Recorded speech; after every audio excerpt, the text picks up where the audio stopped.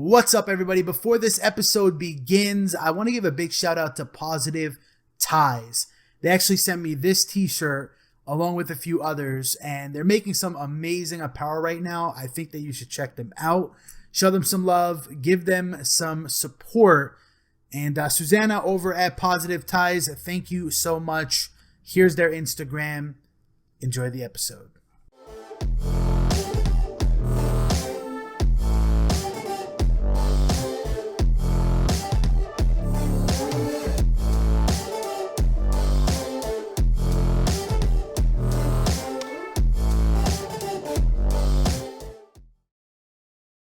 All right, Logan, bro, welcome to the show, brother.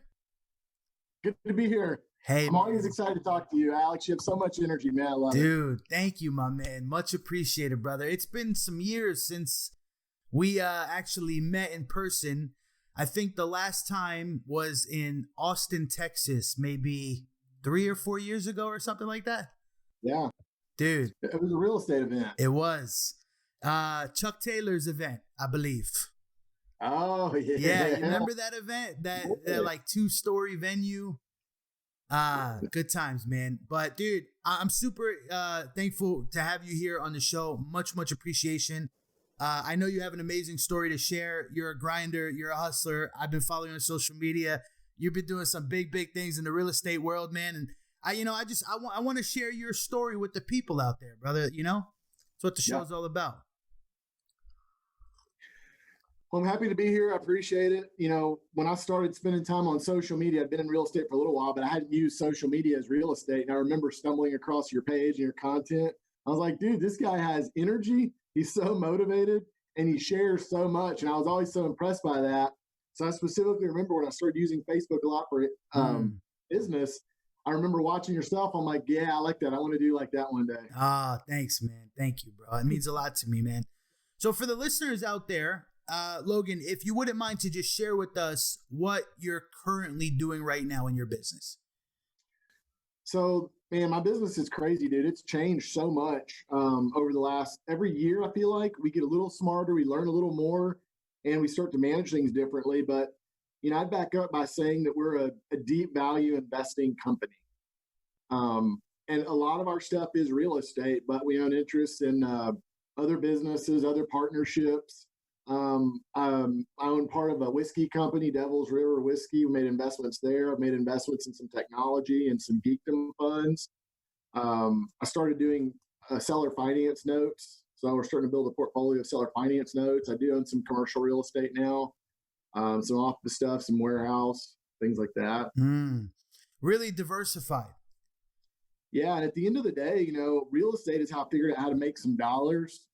You know, once I became a business owner, but I just started looking around and saying, man, where can I deploy this money in ways that are different than my day to day? I'm looking for a value, a good deal.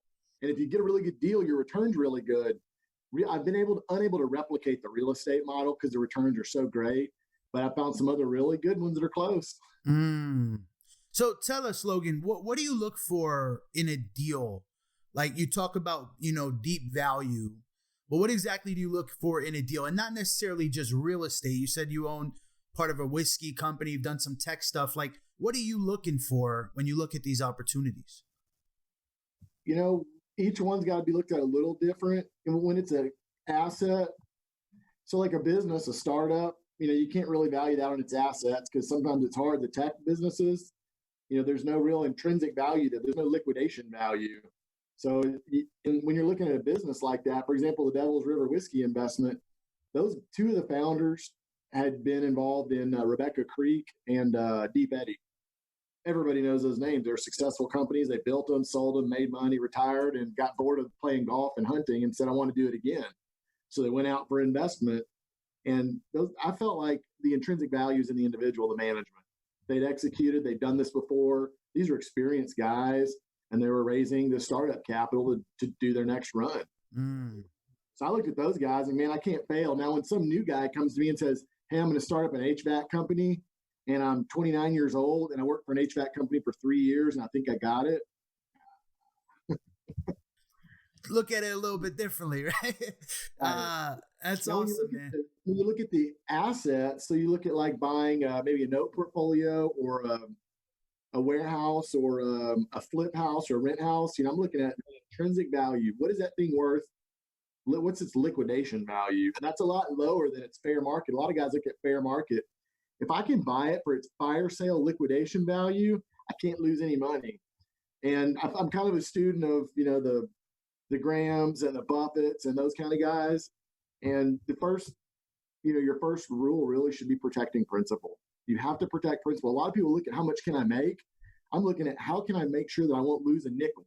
And if there's no way the economy can crash, the building can burn out, and all these things, if there's no way I can lose money, then it's going to be a safe investment. Now I'm in. I'm down. And now I'm going to figure out how to try to make some money on that. That's the second phase. But if you protected every risk of loss, trust me, there is profit left. A lot of it. I like it, man. So you're definitely a busy guy, getting involved in multiple different industries. That's super cool, man. Actually, I didn't know that about you, that you were venturing off into different avenues, man. Tell me about the tech stuff. What are you currently investing in tech wise? So there's a company called Geekdom here in San Antonio. And what that fund does is they basically they fund startup businesses, and they probably have 100 businesses that they funded, but they put a little bit of seed capital into each one to get them off the ground. And the managers of Geekdom have experience in building and selling businesses. So they're kind of like the incubator for them. And they just put enough capital in there to get them going. And once they get going, they have some of them that start to really take off. And once they really start to take off, then that's when you go in for round two and you put real money in, not just little money. Dude, you're talking my language right now, man. I get all excited and get the goosebumps when we're talking about incubators.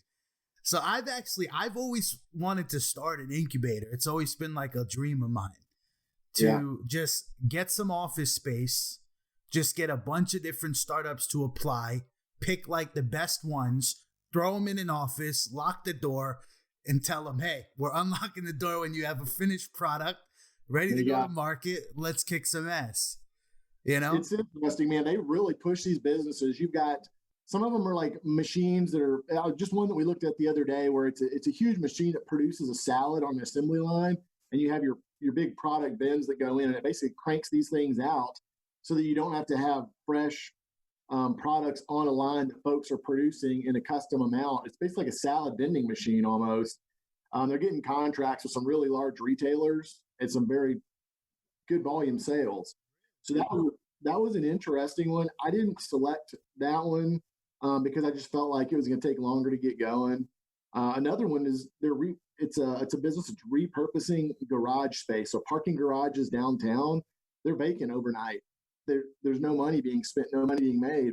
But right now you need a lot of delivery hubs and parking for Ubers, Amazon drivers, pickups, the scooters, and they're basically cutting lease deals for these. And they're doubling, tripling, quadrupling the revenue because they're starting to get folks to run delivery hubs out of the top floor of that and using them for staging for deliveries and ride sharing and stuff. No way! Wow, that's a really genius idea. I've never thought about that. Right when the garage is closed and it's not being utilized, right? That's free real estate right there. Where are these garages? Prime location, dude. Literally smack dab in the middle of the busiest cities in the United States. It's incredible real estate. Yeah. Now, what about people that store their cars like long term or like overnight kind of deal? Like, what would you think would happen there? Like, you know what I mean? I don't know. I know these scenarios. It's a parking garage that are mainly occupied during the day and they're vacant at night. So probably like outside like stadiums and stuff like that, like downtown districts. Yep. Yeah. Dude, that's a really cool idea, man. And it must be really exciting to take a look at all these new startups and, get to like hand select which ones you want to invest in and take a look at. And I mean, who knows, man, a couple years from now, one of these companies might be like the next biggest thing, that's the thing. I look at some of this as really almost gambling money because, again, there's no real intrinsic value. They have no assets to liquidate and get your money back. You're putting startup money in. So you're kind of like going to Vegas and putting it on red or black. The only difference is maybe you're kind of counting cards here because they have a little head start maybe. But otherwise, yeah, some of them are extreme gambles. I expect a lot of them to go dead, and you hope for a couple of them to just do really well. Hey man, you playing Shark Tank right now, brother. I love it, dude. I love it. We got to talk more about that offline, man, because that's definitely right up my alley, man. I remember, in fact, years ago, before I got into real estate, I was going to like venture capital meetups where you can like rent your own table and a bunch of VCs are there, and it's just really exciting, man. And again, everybody starts somewhere, right? Some of the biggest companies in the world started out going to those same types of meetups, and eventually brought in a ton of VC capital and took stuff to that next level. So super cool, man. Super cool. Now, Logan, I know you've been in the game for how long? Have you been in real estate? Actually, I don't even know the answer to that. I think I did my first real estate deal about 2010 or 11. I have to go back and look, that range. 2010. Okay, so you've been in the game for 10 years, give or take. Yeah, some good time in the market, man. Right. So the first couple of years, I flipped a couple of houses and did okay. They were low price houses. The market was weak, but you buy it cheap, do some repairs, and sell it for an affordable price. I did a couple and did okay, but I realized I didn't have the cash and I was going to need to really do it. So I went to work in the oil field, and we talked about that a little bit. So during those years, I would say the first 5 years were working, buying, a rental here, a little bit later, buy a vacant lot here, like very, I was reading. I was scared to act. I was reading a lot, as a lot of people are. So my real business has been full time in effect for 5 years. I left the oil business. I got into 100% full time in 2015 in real estate. Gotcha. And that's when I left my full time job and just went all in. Yep. I want to back up here, if it's okay with you, to talk prior to 2010. So what were you doing? Like, did you go to university? Like, were you performing well in school? Like, have you always wanted to be an entrepreneur? Like, let's take it way back and start at like age 18. 18. All right. So I have probably a lot of the same characteristics as a lot of folks that you hear. You're out there mowing yards, you're selling bike parts, you're finding some kind of hustle, just any way to buy something and mark it up a little bit and bring some service to somebody. I did a lot of that kind of stuff. I was probably a much more immature kid than a lot of kids. So then, I'm also doing the partying, like big time partying. We like partying. Dude, like lots of that. I can't emphasize it anymore without going into detail. I like it. But and then there was some entrepreneur stuff in that vein as well, as you can imagine. The problem there is you never really build equity. You're out there dealing with shady folks. You're hanging around places that you shouldn't be, and you have this spirit, but it's just not. It doesn't have a lot of potential at the moment because it's got this cap on it. So I went to college. I got a business degree. I got suspended from Southwest Texas a couple times. I finally graduated after being in college for 7 years, the bachelor's degree. What made you want to get that degree in business? My dad was a CPA. He had high level education. My mom went to college, and they were both white collar professionals. And that's where I was supposed to go, I guess. Did you feel like you had been conditioned to just go to school and get a degree? Yeah. Looking back, knowing what you know now, would you have still gotten that degree or no? I would say probably yes. And I'll encourage my kids to go to school too. I do a lot of self-education now, not the formal education. But the relationships that I built while being in college for 7 years were, in my opinion, as effective as the education that I got. Those guys are guys I've done real estate deals with recently. I've got connections all over the place that are actually really worth money, and they're great friends from that period. So yeah, dude, I think that's awesome, man. Like in one of the previous episodes, I just had the same conversation. We're talking about there's more to school than just like the academic portion. You can meet up people there that you're going to be friends with for a lifetime, right? And a lot of networking and just overall, it could be a really good experience. I dropped out myself, so I never got that experience. But It's definitely, you know, if I could go back, I probably would have spent some more time, you know, connecting. And I'll tell you the one thing that I took out of that was probably the most important is the accounting and the finance. In the business school, I took several of those classes. And looking back on all the classes, what I use right now is the money management, the accounting, and the finance. That was like 4 classes, dude. I hated everything else. Don't talk to me about accounting, man, before I put my head through the wall, bro. I took one accounting course one time, man. I was like, People do this for a living? Oh, man. Where do I write the check, man? Let me just hire somebody to do this. Right. But so you did some school, you got a degree, and were you thinking at the time that you were just going to enter into the workspace and use that degree in like a career path, or tell us about that? I feel like when I was in the business school, I was with a lot of guys that I would call kind of like-minded fellas, and everybody's conditioned to go get this degree, get as high of a GPA as you can, and go apply to these big companies. And you start out at the bottom and you work your way up. And not many of the guys that I went to school with became entrepreneurs immediately. Now, several of them have become after working in the workforce for a while, but we all thought we were going to corporate America, and a lot of us did. You get a suit, you get some nice shoes, you go apply to all these jobs, and you have these interviews and all that bullshit. Yeah. So I worked for my uncle in an equipment business for a little while, for about a year right off the bat. Then I went to work for a home builder in Houston, who is a big corp, one of the largest publicly traded home builders. Then I went to work for a developer, brokerage house there.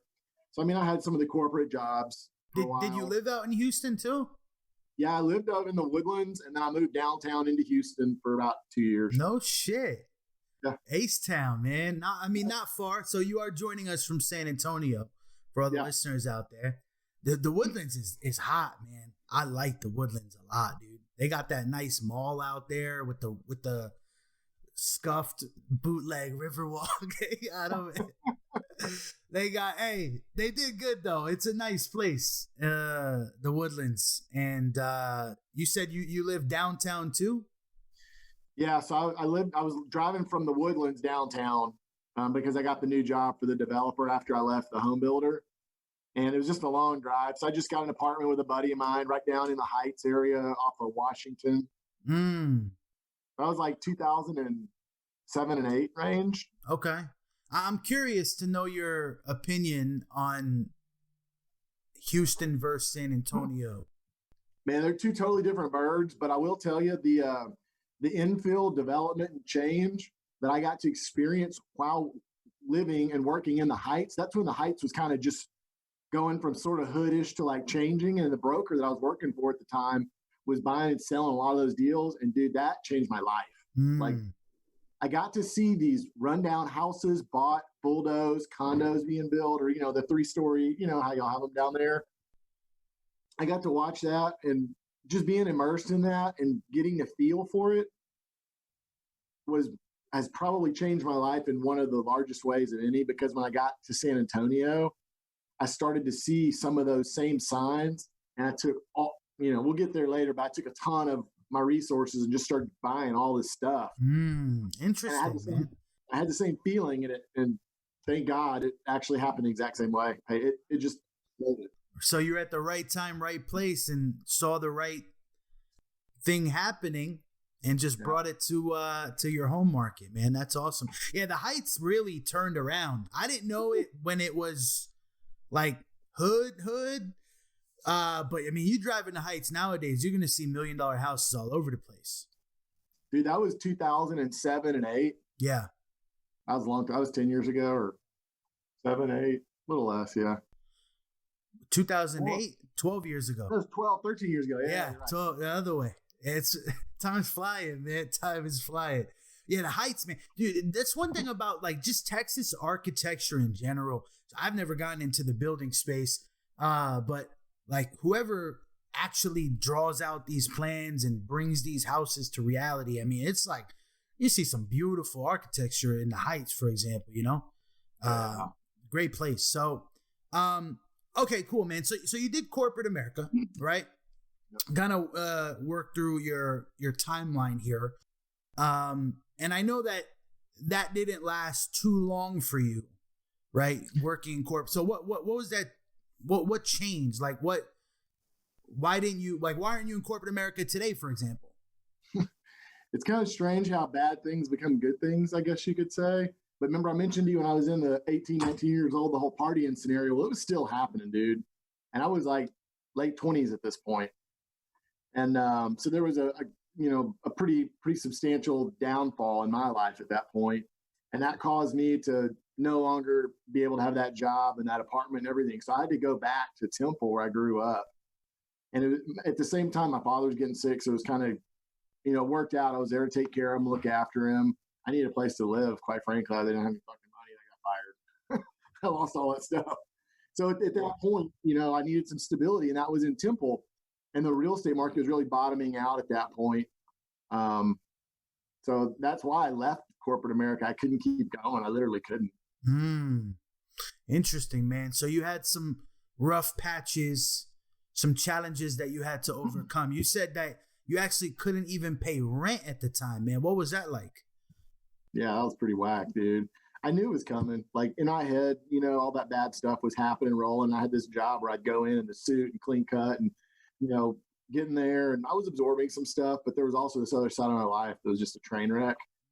And I knew it was coming. I just didn't know when. And thankfully, I'm not one of those guys that it took to be 45, 50 years old for the thing to happen. That happened a lot earlier. So let's talk about that aha moment, right? When that one catalyst that changed everything for you. What did it really take for you to overcome those challenges? And it's just realizing that you're completely helpless. You can't continue to exist this way anymore. You've tried to do it for 10 years and you realize this is not it. And some folks can't they just keep giving in and giving in and giving in. And I guess that's where some people's bottom is at a different level. I finally realized, man, this ain't it. I got to start climbing, dude. And it was tough to get out of that lifestyle completely. It took, a year or two to really completely leave it behind. But when it happened, that's like shit changed, dude. The stuff that I knew that was inside me and I was ready to be able to use and leverage and get results from, boom. Dude. But like life goes like this, then it goes like this. I love it, man. And that's what it's all about, right? Like there's so many people out there right now, even maybe listening to the show, that are in that same situation where they know deep down inside that they have potential. Like they can do big things. But what they're doing right now is not allowing them to express that potential and really do what they want to do. So they're going on and on each day. Maybe they're struggling. Maybe they have challenges they need to overcome. Maybe they can't even pay their rent.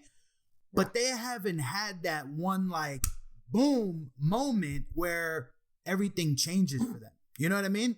So like what tips would you have for somebody out there that's kind of feeling like that? Like what tips can help that person break through? It depends on the personality. I think a lot of people that are in that scenario, it's got to get really, really bad. Honestly, I would say rev up the engine, like rock and roll as hard as you can, because the faster you run that engine out of gas, the faster you can find yourself at a place where you can't stay anymore and you got to change.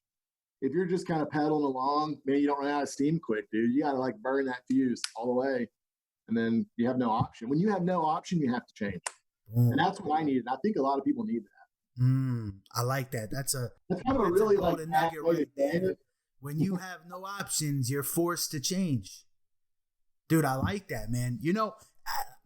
I haven't had any really rough moments in my life for some time now. I mean, I changed my life 7 years ago. I was on a similar path, like partying, crazy, being stupid. But for me, I work really well under pressure. It's kind of like a gift and a curse, because if I know like, okay, tomorrow I have a deadline, like, dude, I'm the gas. Yeah. Like I'm on it, but if I know like, okay, I have some time, I kind of get a little sluggish, being completely honest, so that's something that I deal with. But I really like what you said there. When you have no more options, like it's go time, baby. Let's rock and roll. I love it, man. So you had that moment, right? Something changed for you. And what came after that? Like when you couldn't pay your rent anymore and you weren't working a job. Like what was next? So I had to get some outside help, right? My devices weren't fixing it, so I had to do that. Did that. Several months there. After that, I had to go find somewhere to live. Got no money, got some good counseling, got some good help, but I got nothing, dude. So my parents finally would let me back into their house. They're like, well, you look like you're turning, the bend. We'll let you in. We'll give you a spare key again. So I went and stayed with them for a while. Got a bullshit job with a buddy of mine who was managing a bunch of car auto repair shops, body shops. So I went over there and I was helping him clean. Dude, at this point, I'm 28 years old. I've been working in corporate America for X many years, wearing a suit to work. I'm showing up to sweep, mop, and clean my buddy's auto shop because I needed cash. And I didn't really give a shit what I had to do to get it. I just had to do it. I was willing to do that. I was living at my parents' house for free, looking after my dad, but I had to go do that. So my buddy's like, cool, dude, come work here. Whatever bucks an hour, come on. So you're kind of just willing to do like whatever it took at that moment and just make it happen. You're right. Yep. Sometimes it's like that, right? I mean, you got to do what you got to do. It kills me when you hear so much. It kills me when you hear so many people are unemployed. I've never gone without a job, and I've been through the dumbest shit in my life ever. But I'd always wake up and say, I need money in my pocket somehow, and I'll do whatever it takes to get it. So I think for a lot of people, it's like a pride thing sometimes, especially if you're coming off of like a high horse, it's like, damn, like I was just doing all this shit. Now I got to go mop floors and. Dude, picture this, living in a really cool place down in the cool area in Houston, wearing a suit, driving a nice car in this fancy office every day. And I'm working in a body shop, sweeping and cleaning several months later. And some of my buddies had just gotten out of med school. They were doctors, chiropractors, attorneys, and I'm sweeping floors at the body shop. So that weighed on me. But at that point I said, man, here I am, dude. No amount of being mad at myself is going to fix this. I just got to work. Dude, I can relate to you on so many levels that man. So coming from like the bartending space myself, man, like, oh yeah, I was 24, 25 years old working in a bar, and people would show up that I knew that were already out of college working, their dream career. And here I am serving them. Right. And it's just like, it kind of stings a little bit. Not gonna lie. It's like, shit, Yeah. But if anything, that's like fuel to the fire, right? Like I gotta switch my game up, man. So I would agree. Yeah. Did you have that like moment where you were like, I'm not fucking gonna mop floors anymore. Like I gotta change this up. Man, I kept doing that, as long as I could because I had to have some cash. So the good thing is real estate was super cheap at that point, and I was just starting to spend the time right there looking around like, what am I going to do? And my family was willing to help me with a little bit of cash. So my mom was a realtor. My dad was a CPA. So, they understood real estate and all that. I was able to get a little bit of cash from some family to go do a couple of flip houses. And these were cheap. Buy the house. My mom found these houses on MLS for 25 grand. No way.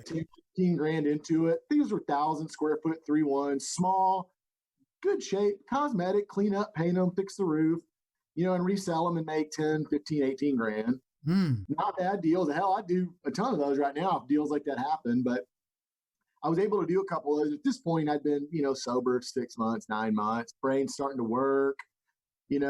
It's starting to happen. I got 2 or 3 of those to go. And, you start getting a little, traction there. So at this time, Logan, did you take any real estate courses, go to any seminars, or you just went into it blindly and said, okay, I'm going to flip this house?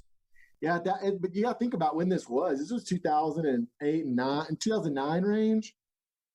There was like webinar, there was TV advertisements and stuff, but what we have on the internet right now wasn't like this. Right. I didn't know how to look. So I just thought, well, if I can buy this house and put a little money into it, and mom says it's going to be worth this when I'm done, let's do this. Awesome, man. So you kind of just got right into it and made it happen. You said you did a couple of deals and you made profit on those deals. Yeah, they were all profitable. Yeah. Nice. So here you are mopping floors for $10 an hour, and now you're flipping houses, making some money. Right? Like me and my brother were doing this together. Okay. So we were splitting it. So I wasn't getting rich, but I was putting some money in the pocket. Yeah. But I mean, it must have been like such a relief, right? Like Yeah. now you have some real money coming in that you don't, you don't have to be worried about paying rent anymore, basically. Well, the tough part is I still didn't have this confidence yet because I'd be in the middle of this project and I don't know if I'm doing it right. I don't know if it's going to sell. I didn't have that confidence yet. So, I'm still in the middle of this, like scared, like, I got this little job here. I'm making a couple bucks. I'm doing this, but is this really like going to work? Can I support myself long term after I get done with this project? Will there even be another one? I didn't have any confidence at that point. That's a major key out there, Logan. I want to just emphasize on that because being in the house flipping business myself, a lot of people don't realize that house flipping is a job, right? Like it's a job and you make your money, hopefully, or you lose money, and then you got to go out and get another job. It's not long term unless you're buying for cash flow or you're running it like a systematized business where deals are just flowing in constantly and you're getting leads. Like it's just a machine. So like really, I'm glad you touched on that, man, because a lot of people think like, okay, well, I flipped one house, I'm set for life. And it's just not the case, man. It's not true. Right. You have to do a lot of them. You have to do them over and over. You have to manage your cash flow. You have to reinvest that. And you have to have some serious reserves to get through. You're right. So at the end of the day, I didn't have a ton of confidence. So not too long after that, I was going to start a fence business with my buddy. And we started it. We got the company name. He's actually taken off and that business is successful. It's supporting his life. It's a great business right now. But he and I started that. And man, I'm not kidding you, dude. Like 2 months into it, we were out there building fences, like with our hands. We'd go sell the job, then we'd go build the fence. And my buddy from college called, his relationships in college again, was like, dude, you want to come work in the oil field to make $100,000? And the most I'd ever made was like 36,000 bucks a year in my life at this point. And I'm like, 100? When can I come? What day? No shit. That's a good phone call. Dude, I didn't believe it. I'm like, Sean, his name is Sean Shipman, one of my closest friends from college. He was like, come do this. I'm like, that's bullshit. He screen clipped me his paycheck. I'm like, whoa, I'm in. So this is like on a Tuesday. And he said, can you come down to South Texas and interview on Thursday? I'm like, yeah, I'll do that. So I drove down there with a big old bag. I didn't know how long it was going to be, a day or two. I brought a big old bag with, I don't know, 3 changes of clothes. I have this interview. And they're telling me, do you want to start on Tuesday? I'm like, holy shit. I mean, I had this business with my buddies. I called my buddy. I'm like, hey, try to run this thing, man. I'm going to go to start on this oil field job. They're going to pay me $2,000 a week. I mean, let's try to manage this thing from the phone. That didn't work long term. I ended up turning him over to him. But dude, I was interviewed on a Thursday. I started working on a Tuesday. I stayed down there in the hotel with my bag. I had to go buy new clothes. No shit, man. What town was this in? So I went to Georgia, West Texas, where the office was. And then I trained there in their office for several weeks. Beeville. So it's halfway between San Antonio and Corpus, right there in the middle. Gotcha. Okay. I know. I heard of Beeville before. That's out there, man. That's like middle of nowhere. Yeah, that's middle of nowhere. Wow, man. So you here's what I was faced with, though. I had a couple $100 in my account, a couple thousand maybe. But these guys are telling me they're paying me $2,000 a week. Yeah. I'm like, that's more than I got right now. Yeah, that's like the promised land. I don't know, dude. I'm here. I love it, man. So you start this fence business, and a few days later, you're on the way down to Beeville area to get into the oil field to make $100,000 a year. What was that like? Like, did they throw you into a training program, or was it like on the job training, or like what did that look like? I understood finance and accounting and understood construction because I've been around it. So I started out as a project coordinator. I went to a couple weeks of safety training, and I went with my buddy on these job sites for a few weeks, and he was showing me, you take these people's timesheets, you put in their time, you take all the vendor invoices. You're like a field clerk, basically, doing the low-level accounting for the project manager. So I started doing that, and within about 6 months, I'm going from we're building a pipeline, right? Like a pipeline is 60 miles long. So you go to a hotel, but after 3 weeks, the pipeline's now 20 miles down the road. So now you got to go to another hotel. So I'm like moving hotel to hotel every maybe month doing this accounting. And about 6 months later, they said, man, I think you can manage your own project. Of course, in my head, I'm like, fucking kidding me? So I said, yeah, I agree. What would you say, out of just curiosity, right? Like, because at the time, I mean, actually, not even at the time for anybody. Like, that's $2,000 a week, man. That's a good amount of money right there, right? That's 3 times more than I ever made in my life. Yeah, but I mean, even nowadays, like $2,000 a week, it's $2,000 a week, right? Like, what would you say the most challenging part for you, taking this new opportunity? Like, what was that most challenging part for you? Again, I didn't have a ton of confidence built, so everything I was nervous. At that point, I was clean, sober. My head was working. I'd never had a job like this and been in my right mind and cared about this with all of my life. So every day I'd come in there timid, nervous, but in my head, but on my face, I'm just like, all right, guys, let's do this. I'm ready. I'm playing that part. So when they say, like, make it till you make it, that's really, to me, that was really real. Interesting. I'm just like, I hope they don't fire me tomorrow because I don't know if I'll ever get this again. It was awesome. Yeah. How did you overcome that? Because clearly you have confidence now. I know you have confidence now. I mean, I hope you have confidence. I could be wrong, but how did you overcome that, man? Like, because I know what that's like. It's almost like, am I good enough? Like, is what I'm saying right? Like, do these people like me? Like, am I doing a good job? And yeah, you start asking yourself all these questions. So how did you overcome that, man? I just went in there every day and did the best I could do. And I kept telling myself, if these dudes fire me, I couldn't have done any better. Like, they fired me because I wasn't good enough, but I gave it I left everything on the field, everything, like I was only getting paid for 8 or 10 hours a day, depending on the project. Dude, I would work 12, 14, 15, 16. I didn't give a fuck. I would do everything. Now, you were doing that, of course, for the money. Yep. I don't think that was something you were passionate about. I could be wrong. I'm going out on a whim here, but I it was exciting. Yeah. But that, I mean, that wasn't something that you've wanted to do since you were a teenager. That was like the dream. Like, I want to go work, So I hadn't thought about it until I got the call on my oil field. Yeah. I'm like, all right, let's go. So I literally had no idea. What is it? I'm curious that you're passionate about. One thing I have learned, the thrill of the chase is greater than the kill. And as I watch a lot of very successful people, they've made it. They don't need to work anymore. They're wealthy. They have tons of businesses. They're successful. They're confident. They have all these things. Like Gary Vee. I know you follow him. I enjoy watching his stuff. He's a very bright guy, very motivated, very successful. And it's just a thrill to chase, man. Like, you always want to figure something out, do something new. You got to have the challenge. Yeah, that's what it is. At this point, I don't have to come to work every day to pay my bills anymore. I don't have to come to work for 5 years, but I come here every day because this is what gets me lit. And you a young dude, man. I mean, you're gonna get bored after a while just sitting at the house watching TV and bullshitting all day. I mean, you gotta keep busy.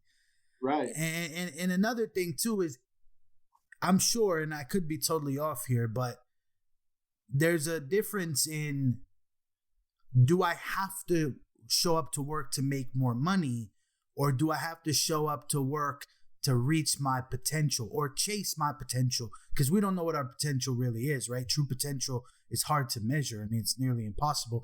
But it's like guys like us, entrepreneurs, we always want to create and be better than we were yesterday. So that's like, man, is that another reason for you to show up every day? Yeah, that goes hand in hand with, I remember when I was a kid, and this is a confidence thing. I talk a lot about confidence because when I was a kid, I didn't have any at all. And as I got older, I started to get a little bit more. And then at this point in my life, it's a whole different ballgame. Like, I feel like I can walk into any room with anybody and be involved and be effective and productive and contribute. And I go home at night not worrying because it's just all there, I guess. But shit, I just went blank. Where was I going with that? No worries, man. Confidence. Hold on. Well, what was it that you just asked me? Let me go back here. So, reaching potential. Oh, when you're a kid, I didn't think I had it. I didn't know. I was like, am I good enough? These guys are making better grades than me. They got into better college than me. They're better at sports than me, all this stuff. And I learned, I finally figured out in my head right now, I'm still proving to everybody that I'm good enough and I can do it, even though like those doctors that I went to college with, I make more money than them now. But I'm still proving to those guys I'm good enough. I'm still proving to my parents I'm good enough. I'm still proving to me that I'm good enough. Yeah. Yeah. I feel you on that, man. So you're not in the oil field anymore, right? You got out of that. Walk us through that, like how that career came to an end, and then you eventually got into your new path, which is real estate. And it's interesting. So I'd gone through financial ruin for a long time, and I didn't know what it was like to have real money because I'd always been at the edge. And when I got really clear headed and got this job, I was making way more money than I needed. So I'm living on a per diem within the oil field. So I don't have to spend my paycheck. I literally get my paycheck, my taxes come out of it, and it goes in the bank. I'm living on my per diem. And then I thought, well, you know what, man? I know what it's like to be broke. Let me see what it's like to have some money. And it became a challenge. Like, I'm going to save my whole paycheck this time. Next time, I'm going to save my whole paycheck next time. I was even getting truck pay in the oil field, so I had to pay for my truck or my food or my lodging. So I'm just like stacking it. And every week, I'm looking at like plus $2,000, plus $2,000, plus $2,000. And about 9 months into it, I started getting raises, like real big raises. So then it turned into this, dude.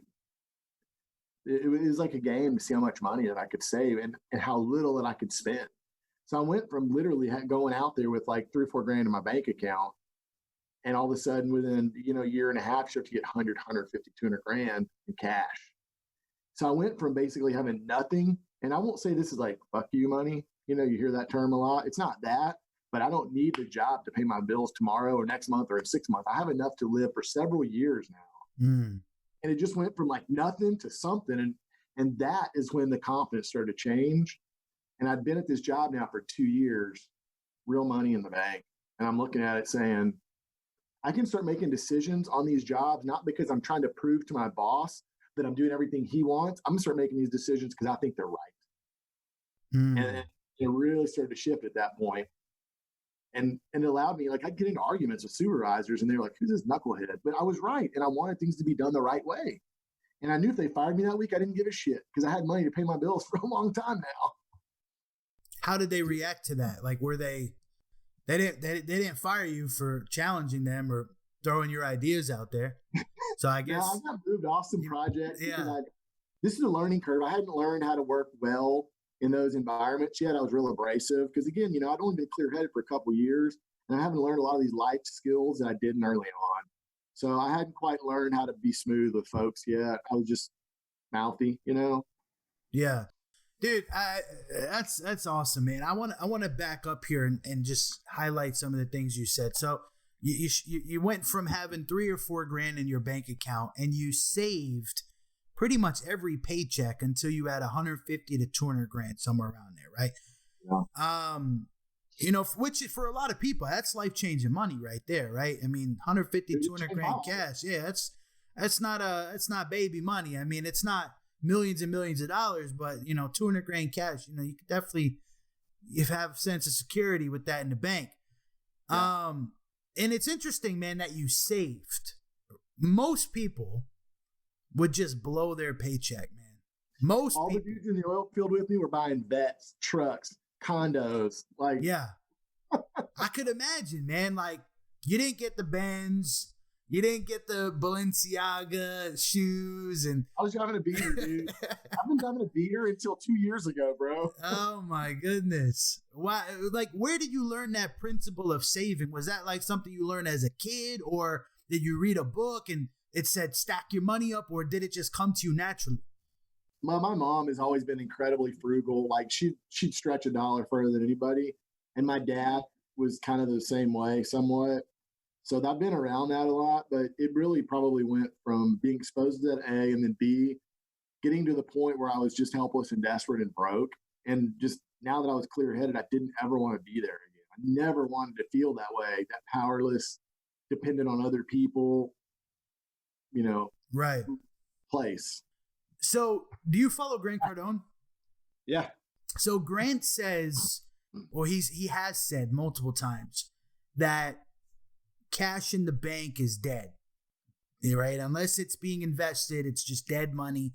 It's sitting there doing nothing. How do you feel about that statement? Two ways. So I would like it to be working, right? I also know that it's a strong resource, but I also know that Grant has a vested interest in that statement because he's raising millions of private equity dollars to build his business. So I think he has a message, and I'm not hating on him for that. He's biased.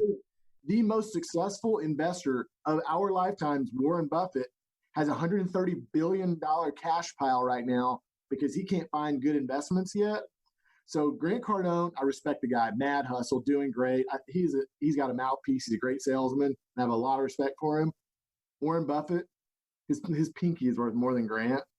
And Buffett says cash is king. Yeah. So, dude, there ain't nothing wrong with saving, man. Like, in fact, I think right now, dealing with this whole coronavirus pandemic, if it's taught some people anything, it's that you got to be prepared, right? You got to have money in the bank ready to go. That whole savings thing was a big deal. And once I started to get some cash build up, I started spending it. Now I'm like, all right, let me make some of these investments. So I started coming to San Antonio and buying vacant lots and these little properties downtown for pennies, literally $5,000, $10,000, whatever.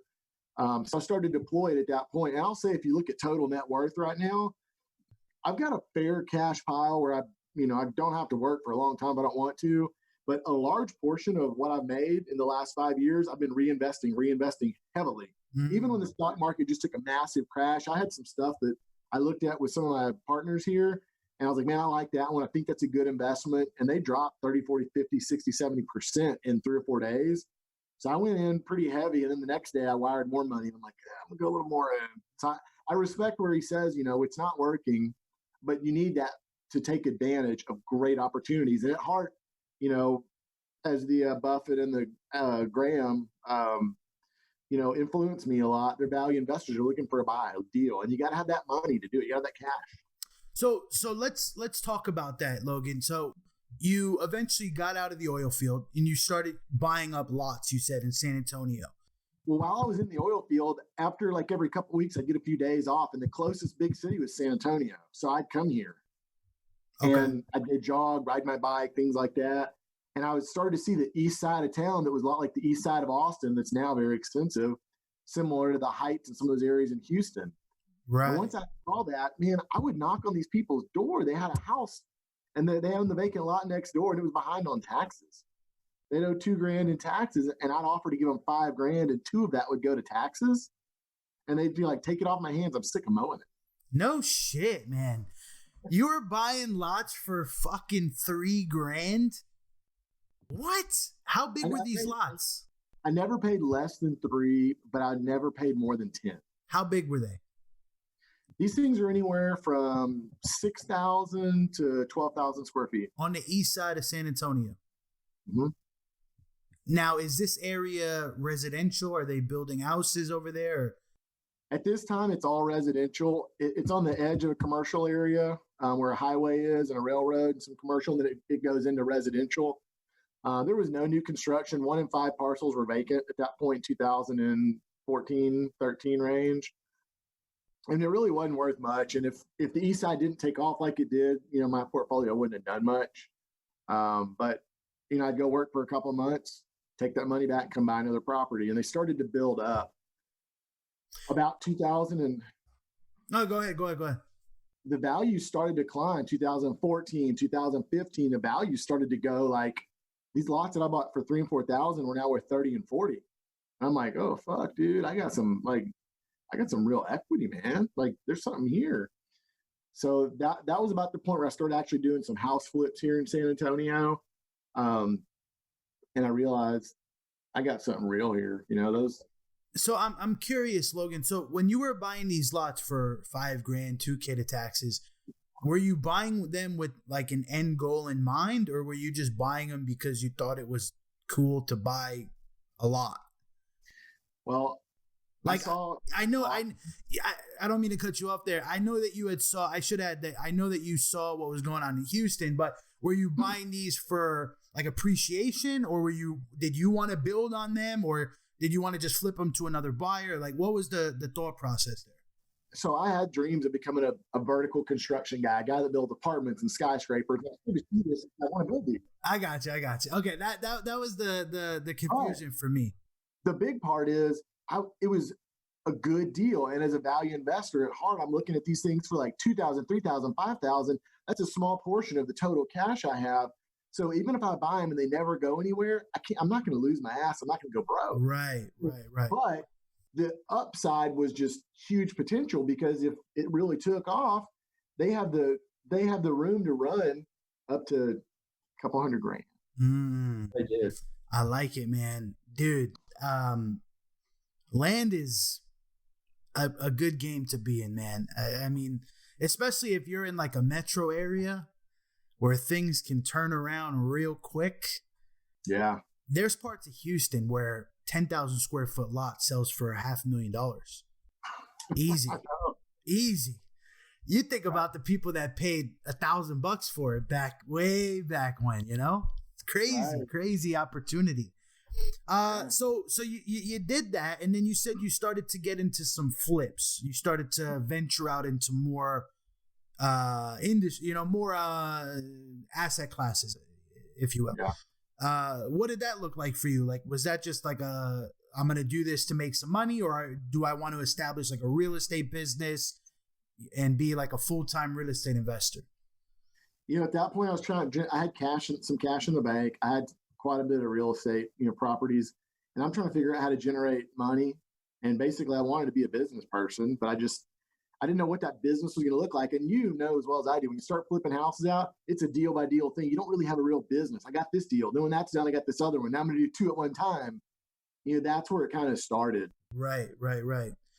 So for the person out there listening, Logan, that wants to have like a transition in their life and go from doing whatever they're doing now to trying something new or doing something new that might be completely foreign to them, like what kind of advice would you offer somebody to give them the confidence to make that adjustment in their life?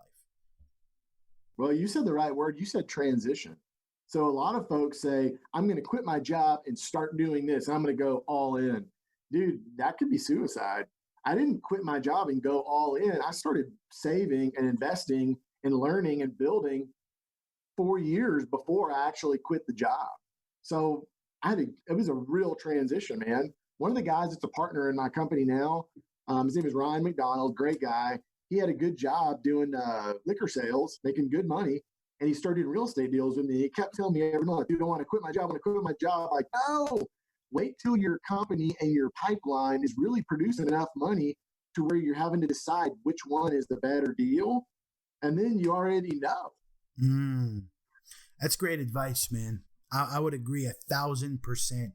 Quitting your job to pursue a business that's not making any money yet is not a good idea, because your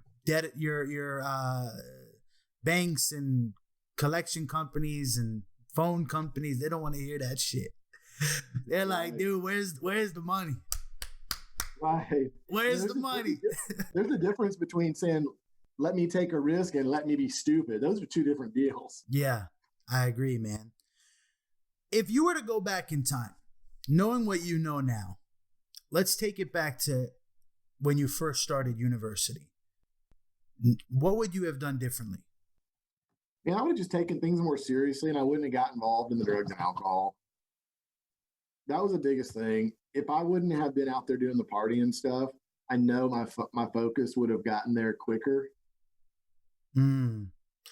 Powerful stuff. We can't go back in time, right? But I can teach my kids about the right ways to live and the pitfalls of those things and help show them the right way early on. And I think that it can possibly keep them away from it, maybe. Yeah, I agree, man. I got started at 24.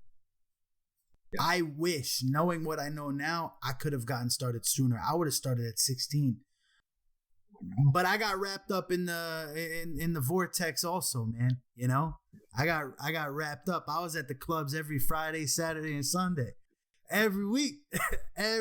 But nowadays, I'm preaching to people, hey, avoid that stuff. Build a business. start making some real money, and you can live the way you want for the rest of your life. Like, put in the work early, because it's better early than it's better to do it early, basically, like, than to wait and, oh, I can do it in 5 years from now. I talk to people and, oh, I still have time. I could do it 10 years from now. Like, 10 years from now is not promise, right? Yeah, you gotta start now. Power right now. I think there are a lot of people too. I think you have a gene or an aptitude, or you have a spark in you, and it makes you cut out for this. Some people say entrepreneurs can be built. I'm not real convinced about that. You have to have a special kind of personality to even want to do this and to deal with the ups and downs and all that kind of shit. Let's talk about that, because I'm glad you just touched on that. Is entrepreneurship taught, or are you born an entrepreneur? I think you can teach the characteristics and like the models. I think it's a born trait. That's powerful, man. Yeah, there's two sides of the coin there. I agree with you. I think that people are born as entrepreneurs and don't even know it yet, whether they're working a 9 to 5 or a career or whatever. They may not have ever gone and done it yet. They have, exactly. But a lot of times, even you said early on, you were doing things that were entrepreneurial without even knowing why you were doing those things, right? Like, why am I going to figure out how to make money, like cutting grass, doing this, doing that? It's like something in a DNA just says, like, okay, I got to bring value to the marketplace. Right. Let's talk about finish line, man, because I know you're still on the grind. You're still in the hustle. But what does it look like for you every day, right? What's the average day like for you?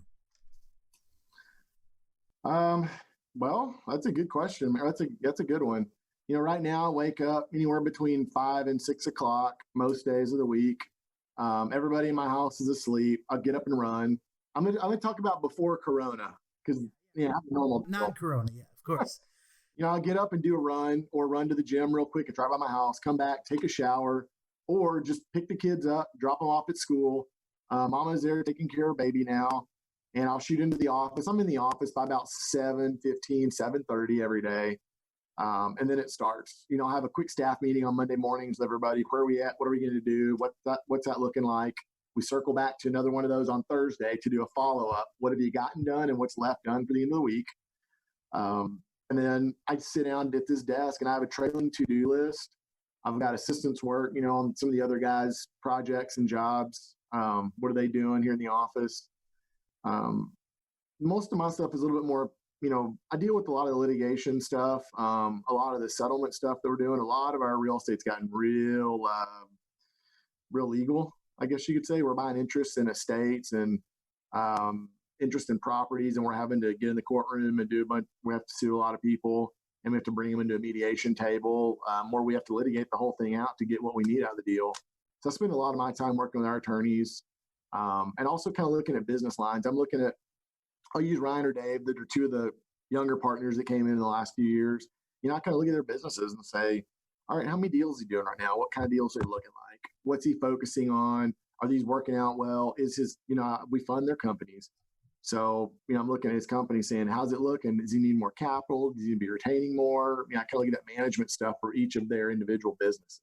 I spend a lot of time doing that. And I still have a handful of my own deals that I'm doing that came in from referrals, or just, stuff like that. I don't source my own deals much anymore, but they just come in. I'm like, oh, that's a deal I want to do. I'll do that deal. So I still have several of my own deals. Sweet, man. Do you believe in work-life balance? No. Elaborate, please. I'll say this. A lot of people that are going to be successful or are successful, man, they work like a crazy person. It's something in you. You're addicted to it. I'm naturally an addict. And just because I'm not addicted to drugs or alcohol, I got to have something to be addicted to. And that happens to be a productive thing that's work. I will say in the last several years, because the business has gotten pretty stable, I don't work all weekends anymore. I work probably 10 hours a day, Monday through Friday. But when the weekend comes, I go home. Saturday, I'm at home all day. Sunday, I'm at home all day. Yeah, I'm on my phone some, but we're hanging out, watching TV with the kids, going on family walks, making lunch, hanging out in the backyard. I have a balance, but it ain't no 50-50. It's like, I dig it, man. But I will say, I've got time to leave on Thursday afternoon and go to the kids' lunch at school. So I have the ability to do that, but I'm going to stay late that night and keep going. So whatever that is. I love it, man. We snap our fingers right now. We're 10 years in the future. Where are you at? What's the business look like? What are you doing? If I had to guess, I would probably be in this office or another one just like it because I got a good deal to sell this one, but somewhere downtown probably. I would expect we're going to be doing very similar value investing stuff. Might have some more people in the office, a little bit bigger deals probably. But honestly, I think this process won't change. The process will be the same. We'll just have, when you see a jet flying through the sky and they have that big tail behind them, I think we'll just have a longer tail. We'll have more people, we'll have more assets, we'll have more liquidity. It'll be a bigger machine, but I think this machine, talking about confidence earlier, this machine has now gotten to the point where I like it. It's good. I have confidence. This shit works. My decision making is on point. I understand that. I believe that, and I'll continue to do it. And it's very solid. And I think at this point, we just want to just keep it going. Tell us about that office building, man, because we chatted a bit before we kicked off here. But it's an interesting story, man. It's super cool. Would you mind to share with us your headquarters right now? Yeah, so it's the historic Gibbs Mansion. So in the late 1800s, 1884, Colonel Gibbs, who was a Confederate soldier, he was a colonel there. He built this as his homestead. He also built the tallest building in San Antonio at the time. It was a 7-story hotel, the Gibbs Hotel, right on the street from the Alamo. This was his home, is a 5,500 square foot colonial Victorian mansion. So it's awesome, man. It's 2.5 stories. Hey, you know what? Let's do this. How do we do the share screen? All right, let me show you my share screen real quick. Yeah, let's do it. And for the audio listeners, go over to YouTube, check out the video version of this podcast, and you can see exactly what we're looking at. No shit. Yeah, we can see, man. All right, so that's day one. Oh, not day one, but that's at the beginning. This thing was yellow. It had tons of rotten wood all around here. I mean, it was awesome, but it was pretty trash, dude. I mean, we had to redo supports, rip all kinds of structural out, tons of rotten wood. We sand scraped and painted this thing for 3 months, dude. I had 7 carpenters or painters, almost 4 months, every single day on hourly work, and it was bananas. Jeez. Dude, those pillars in the front, man, holy smokes. Ridiculous, huh? When I look at this is a big house today. I mean, we've converted it into an office, but this was a guy's homestead back in the 1800s. This dude had jack. This dude was living large. Oh, yeah. Wow, man. How big's the lot? It's about 1/2 an acre, which is, so there's me and my wife. We were picking colors. Nice. So we were working through some of the exterior paint. We had to rip up all the porches. I was bananas, dude. So that's a picture of the porch done, painted. Wow. That color looks really good, man. That's slick. Thanks. And then that's a picture of the back once we got. Ooh. Wow. I was not expecting that. Better, right? That's sick, man. Well done.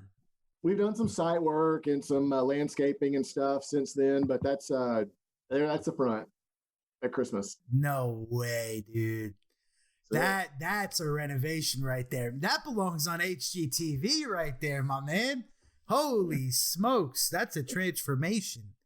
Yeah, it was a massive project. So this is our conference room. We got some modern stuff, some old school stuff in here, kind of cool on the inside.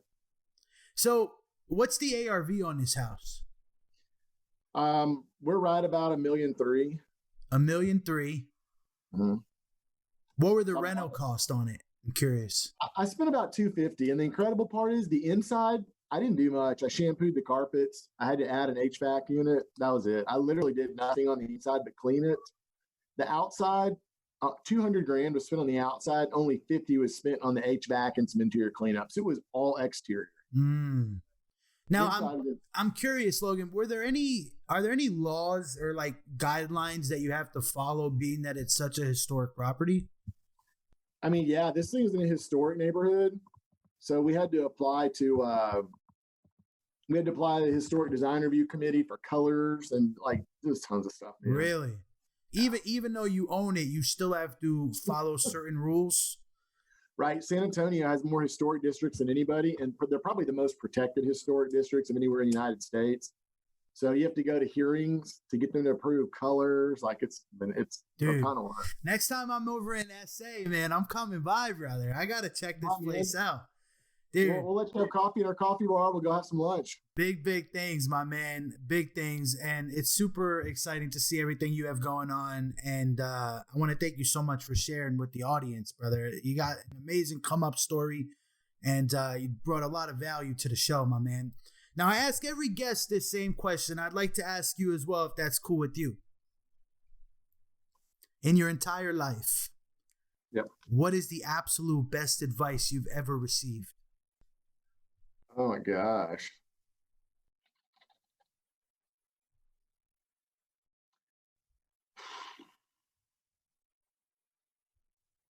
Man, that's a good one, dude. You know, one of the favorite sayings that I've always had, my uncle said this. My uncle was not a man of many words. He was calm and quiet, didn't talk a lot. And he always used to tell me, you ain't learning nothing when you're talking. And then my grandpa used to say, you got 2 years in one mouth for a reason. The older I get, probably the less I talk in groups and probably the more I listen. You know, that's a pretty sound piece of advice that I like. I love it, man. I love it. And with that being said, Logan, absolute pleasure, man. I'm going to link your social media in the show notes. If anybody wants to reach out, I'm sure people are going to give you a bunch of feedback and kudos for bringing so much value. Again, man, much appreciation. And I hope you enjoy the rest of your day, brother. No doubt. Thanks, Ross. It's always a pleasure, man. I really appreciate it. Take care, my man.